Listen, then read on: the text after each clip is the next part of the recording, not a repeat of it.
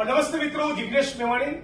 આપણા ગુજરાતમાં ફિક્સ પગાર આઉટસોર્સિંગ ને કોન્ટ્રાક્ટના નામે છેલ્લા 25-30 વર્ષથી લાખો કર્મચારીઓનું ભયંકર શોષણ થયું છે।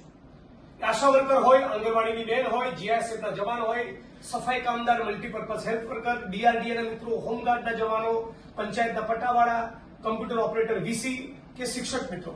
અત્યારે મારી સાથે વાત કરવા બધા શિક્ષક મિત્રો જોડાયેલા છે।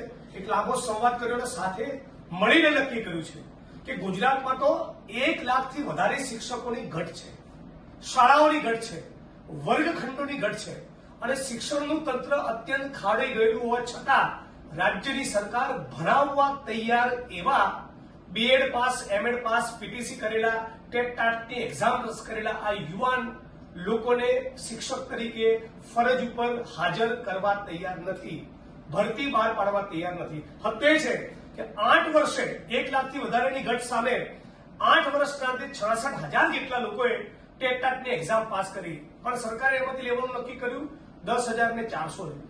એમાં પણ હજી પ્રક્રિયા પૂરી થઈ નથી। તો તમામ પ્રશ્નોને લઈને 5 સપ્ટેમ્બર શિક્ષક દિવસ નિમિત્તે ચલો ગાંધીનગરનો કોલ આપ્યો છે અને 8 સપ્ટેમ્બરે વિધાનસભાનું સત્ર છે। એ વખતે પણ સમગ્ર ગુજરાતના ટેટ ટાટ પાસ કરનારા યુવાન મિત્રો, તમામ શિક્ષકો, બહેનો, ભાઈઓ ખૂબ મોટી સંખ્યામાં મારી સાથે જોડાઓ। એના માટે વિડીયોના માધ્યમથી અમે બધા સાથે મળીને અપીલ કરીએ છીએ, લડીશું તો જીતીશું। ઘરે બેઠા બેઠા સરકાર કોલ લેટર લઈને નહીં આવે।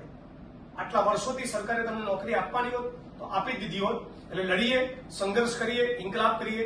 5 સપ્ટેમ્બર સવારે બરાબર 10 વાગે ગાંધીનગર।